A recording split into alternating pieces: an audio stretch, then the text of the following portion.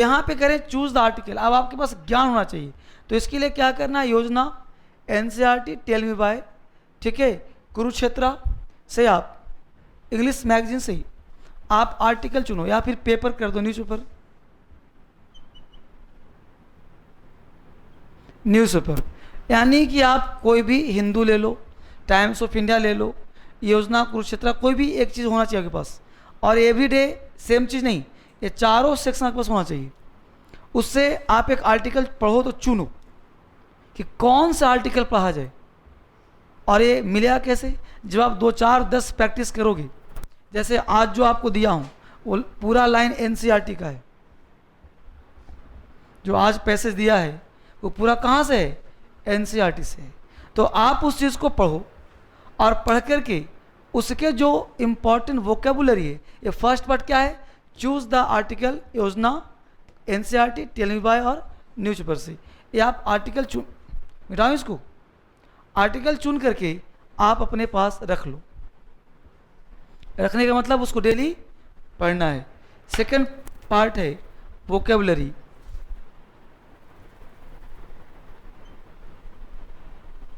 Vocabulary second part है आपका vocabulary. अब ये जो वोकेबुलरी का पार्ट है ये कैसे होगा, तो आप जब कोई भी चीज़ पढ़ रहे हो, योजना, कुरुक्षेत्र, टेल मी बाय, तो आप वहाँ से वोकेबुलरी, जैसे मान लो कि हमने आपका पार्ट दिया तो आप एनसीईआरटी पढ़ रहे हो, समझना हमसे। अब एनसीईआरटी पढ़ रहे हो तो एनसीईआरटी में आपने यूएनओ के बारे में जाना, शार्क के बारे में लिखा वहाँ से जाना, या कोई करेंट पढ़ रहे हो तो जिसके बारे में कोई फंक्शन है, कोई संस्था के बारे में आप जान रहे हो, तो उसके बारे में जब आप पढ़ना शुरू करोगे तो वेराइटीज ऑफ वोकेबुलरी आपको मिलेगा।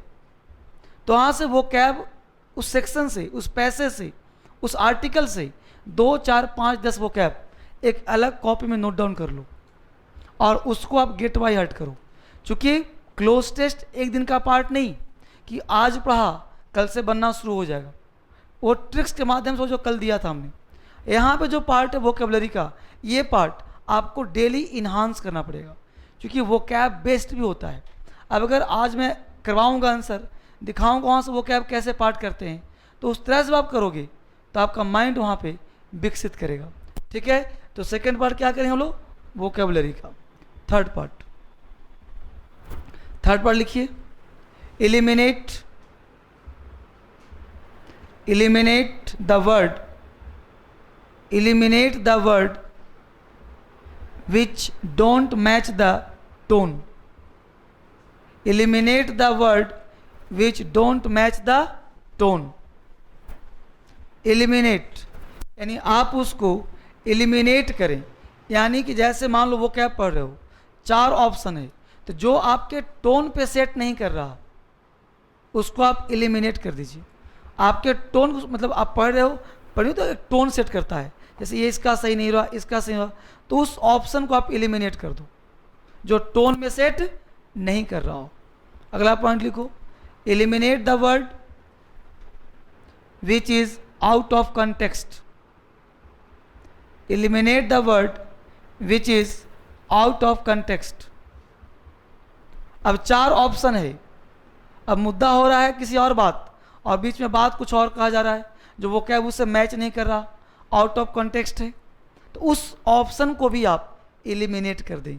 जैसे अभी आप बताऊंगा जो ऑप्शन दिया हमने पढ़ने के लिए, तो वहाँ पे आप पढ़ोगे तो 4 ऑप्शन में कुछ ऐसे भी ऑप्शन होंगे जो आउट ऑफ कॉन्टेक्स्ट होगा, तो उसको क्या करना है, एलिमिनेट कर देना है। यानी eliminate the word out of context, जो आउट ऑफ कंटेक्स्ट हो उसको आप एलिमिनेट कर दो, ठीक है। नेक्स्ट लिखो, common, use your common sense, use your common sense, ठीक है। नेक्स्ट पॉइंट लिखो, former and latter, former and latter part, former and latter part, LATTER, former and latter part read carefully, former and latter part read carefully, ठीक है। Next point लिखें, phrasal verb, phrasal verb, phrasal verb is, phrasal verb is very important, phrasal verb is very important for solving cloze test. ठीक है, अब ये जो part है ये आपको अंदर से तैयार करके लाना है। ठीक है, इसके साथ लिखें अगला part, some important words, some important words which are, some important words which are always used in close test, some important words which are always used in close test। लिखो, इसका लिस्ट लिख लो, all, ALL, all, some, this, that,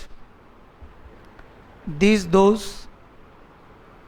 this, that, these, those, each, every, either, neither, each, every, either, neither, little, a little, the little, little, a little, the little, few, a few, the few,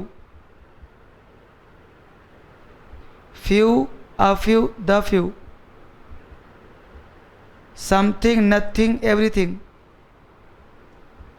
something, nothing, anything, everything, something, nothing, everything, plenty, plenty के बाद very, very के बाद much, much के बाद many, no, no, no, no के बाद less, less, such, such, like, like, as, only, rather, rather, rather, fairly, fairly, hardly, hardly, scarcely, scarcely, scarcely, rarely, rarely, rarely के बाद सेल्डम, सेल्डम के बाद always, etc, etc। Next point लिखो, some important preposition, some important preposition, preposition इसको लिख लो, day to day, day to day से पढ़ना है इसको, क्योंकि लिखवाने की ज़रूरत नहीं है, बहुत ज़्यादा है, तो उसको इम्पॉर्टेंट दिया हुआ है लिस्ट उसका। डे टू डे बुक है किसके पास? अभी नहीं है, तो डे टू डे बुक में जो है, अगर है तो मैं दिखाया था, अभी नहीं है, कोई बात नहीं। दूसरा काम करना है आपको, जैसे क्लोज टेस्ट का बुक है आपको, ठीक है, तो इस बुक में पहला पेज जाओगे, इस बुक से क्लोज टेस्ट बुक है, फर्स्ट पेज पे जाओगे आप, तो इसमें कुछ वर्ब के लिस्ट दिए गए हैं वर्ड के, कि ये एक ही वर्ड है, उसके दो, जैसे प्रिवेंट है, फॉरेस्टॉल है ना, अवर्ट है, तो एक जैसे 4-5 वर्ड होते हैं, तो 4-5 वर्ड हैं, तो उसके मीनिंग अलग अलग होते हैं। जैसे आज आपको पैसेज दिया हूँ उसमें होगा, तो एक ही तरह के ऑप्शन में 3-4 तरह के वर्ड होते हैं, तो उसमें कौन सा अप्रोप्रिएट होगा वो इसमें दिया गया है। तो ये इस किताब को रख लेना अपने पास, इसके साथ जो है ये 2-3 पेज का दिया गया है कि कैसे इसका आप यूज करोगे, ठीक है।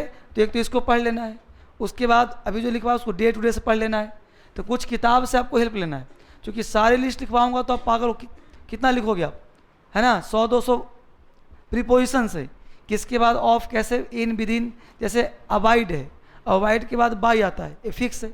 अगर मान लो कि फिल इन दी ब्लैंक्स में यहाँ से पढ़ रहे हो, यहाँ पे वर्ड तुम्हारा अवॉइड है, और अवॉइड के बाद डॉट डॉट दे दिया गया, अब तुम्हारे ऑप्शन में ए में दे दिया बाई, बी में दे दिया इन, सी में दे दिया टू, और डी में ले लिया विथ।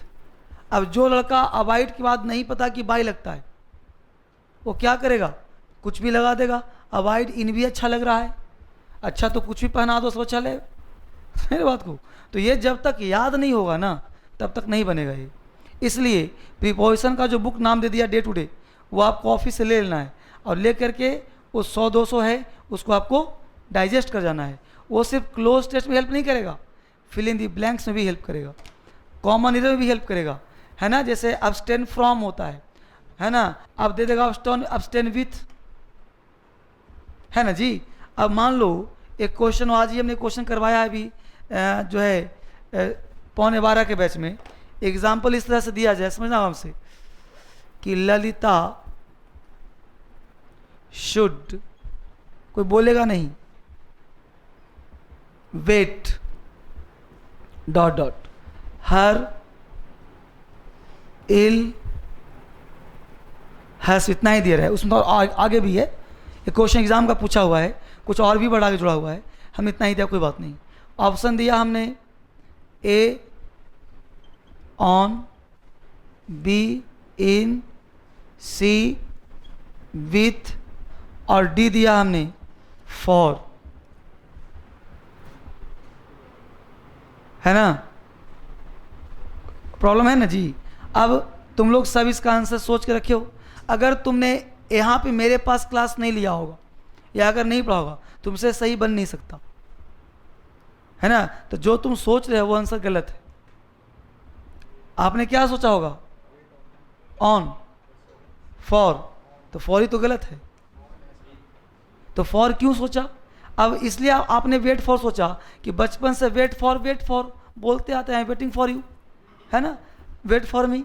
तो वेट वर्ड है यहाँ पे, ये तो समझना है। वेट के साथ फॉर लगाया तो इसका हिंदी हो गया इंतजार करना।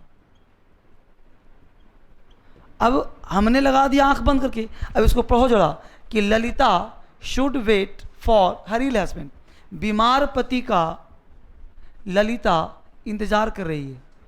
तो बीमार पति का इंतजार करेगी कि सेवा करेगी? बीमार पति का इंतजार करेगी मरने का, कहीं भी हो, नहीं भाव पकड़ी समझ इसका, ऐसा नहीं होता। बीमार पति है, बीमार पति की सेवा करेगी या इंतजार करेगी या देखभाल करेगी? देखभाल करेगी ना। पति बीमार है, देखभाल करो, टेक केयर करो। कहाँ लिखा डॉक्टर के पास है?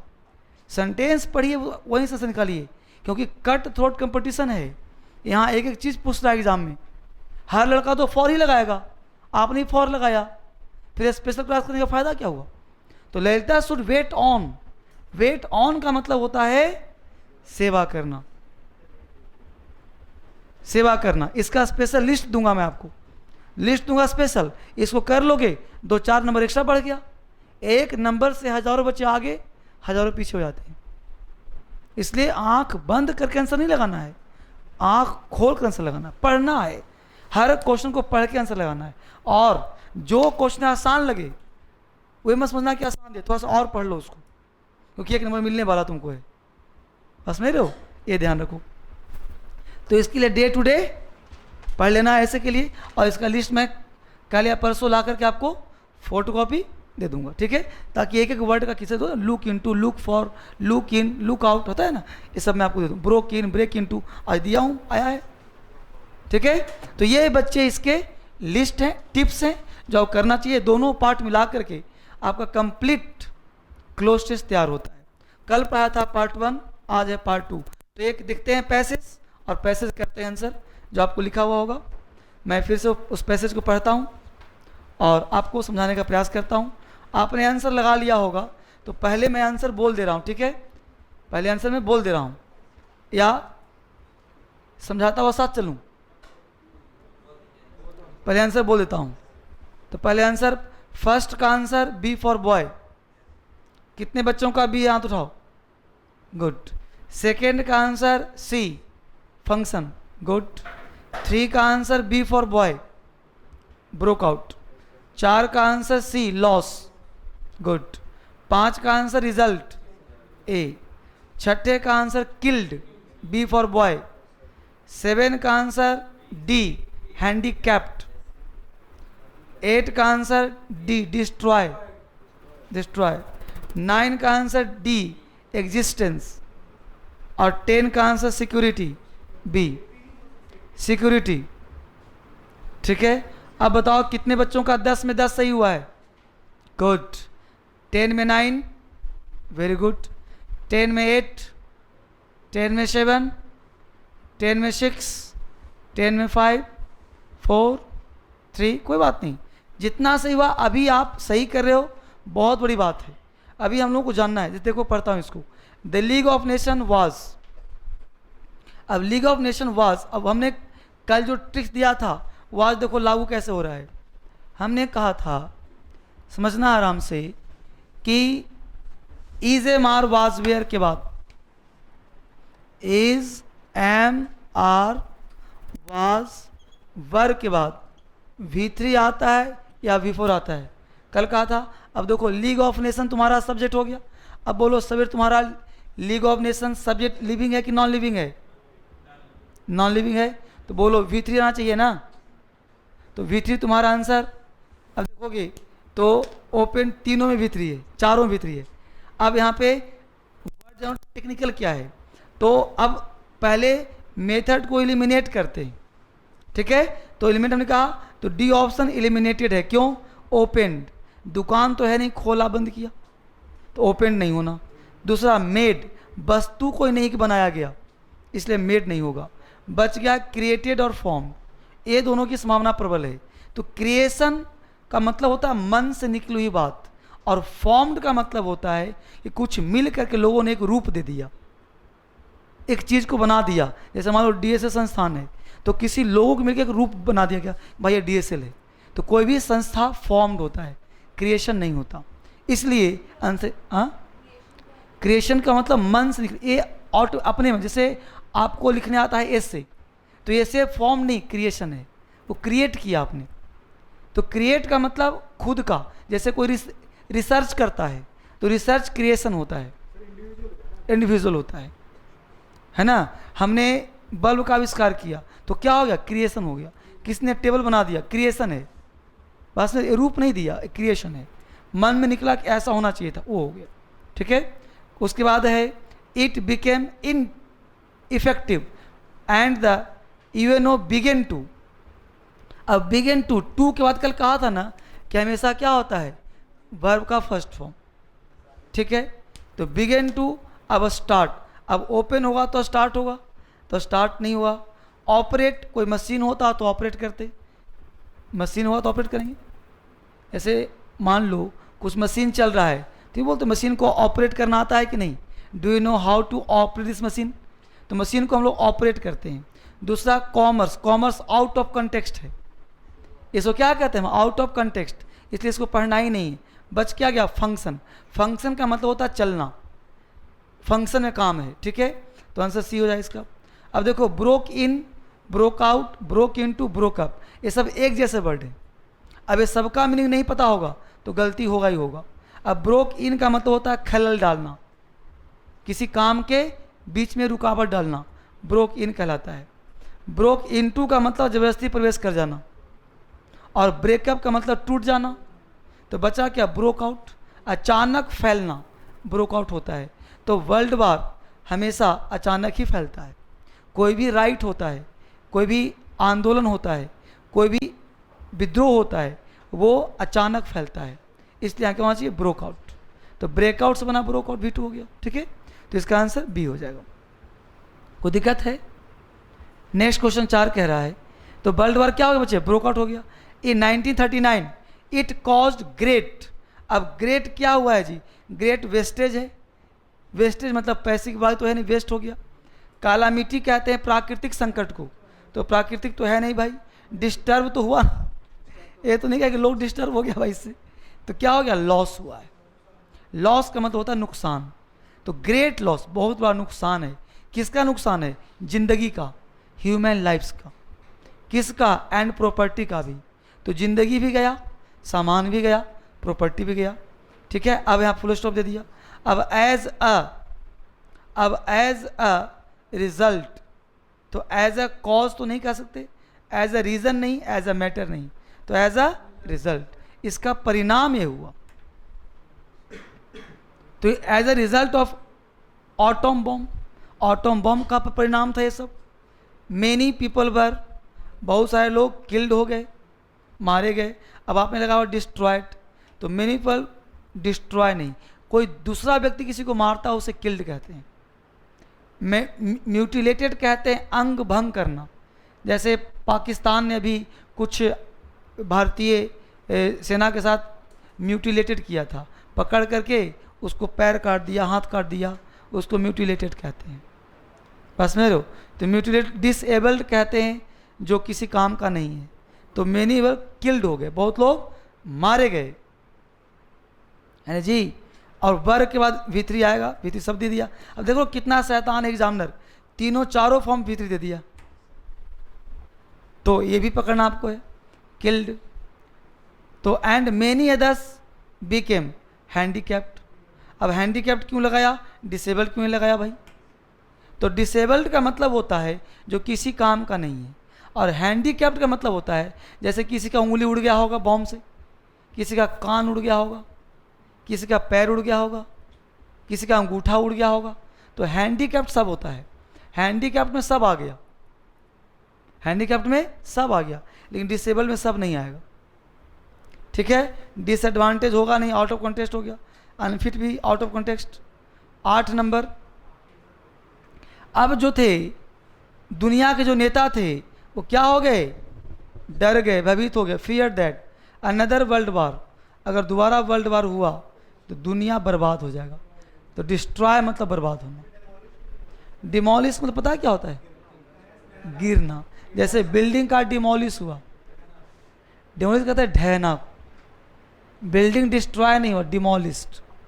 ठीक है, पेरिस हो गया आउट ऑफ कॉन्टेक्स्ट, जियोपार्डाई जोखिम में डालना, तो क्या हो जाएगा, डिस्ट्रॉय। ठीक है, तो डिस्ट्रॉय हो जाएगा इंटायर वर्ल्ड, पूरा दुनिया ही समाप्त हो जाएगा। It was a question of the existence of Mankind. अब एग्जिस्टेंस क्यों लगाया भाई, सर्वाइवल क्यों नहीं लगाया? तो सर्वाइव का मतलब होता है जीवन यापन करना।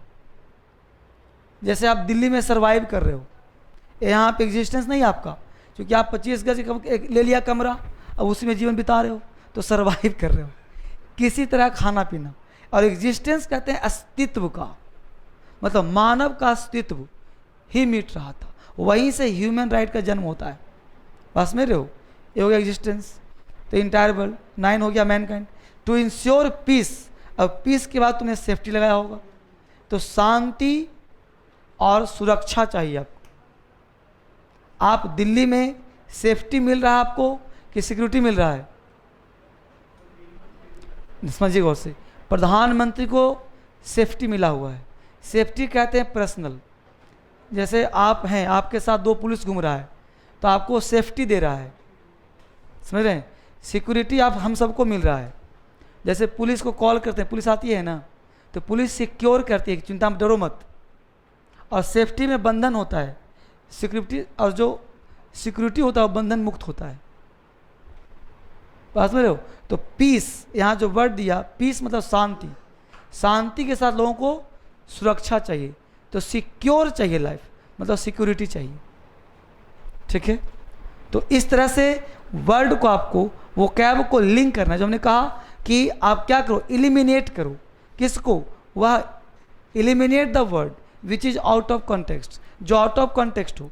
Eliminate the word which is out of tone, जो आपके टोन के बाहर हो।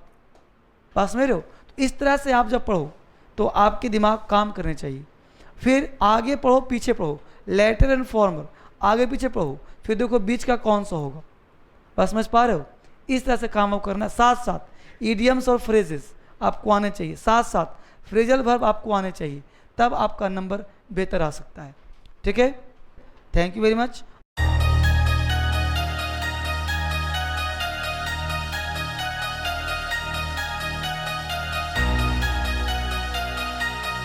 Wow.